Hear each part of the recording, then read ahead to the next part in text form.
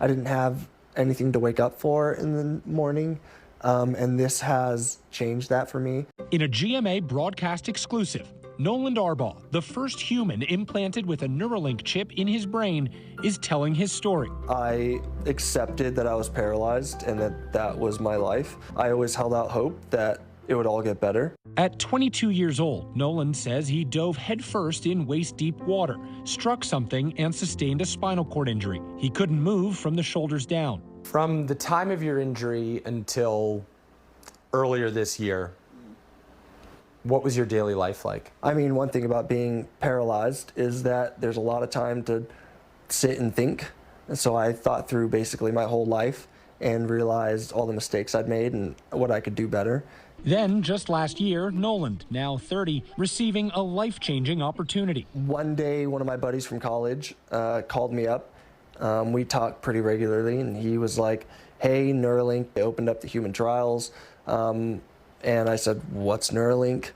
Neuralink, co-founded by Elon Musk, is an experimental implantable brain-computer interface, or BCI, a chip surgically implanted by a robot and connected by threads to a patient's brain that allows the patient to control a computer or smartphone with their mind.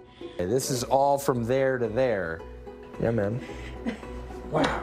Neuralink is not the only company working on this technology. Several others are also testing their BCIs in paralyzed volunteers.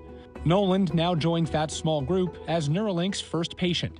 I was just very happy that I would be a part of something that I believe is so monumental and this next step forward of helping people with paralysis. What can you do now with the chip implanted that you could not do prior?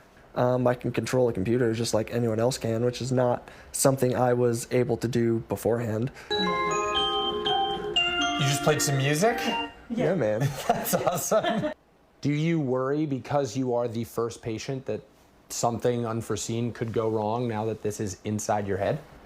I wouldn't say worry. It was something where I knew that if I did this, then it would take a lot of headache and heartache away from the people down the road. Just last week, news that some of the threads in Noland's brain had retracted, affecting the performance of the device. How'd you take the news when they told you that the threads had retracted?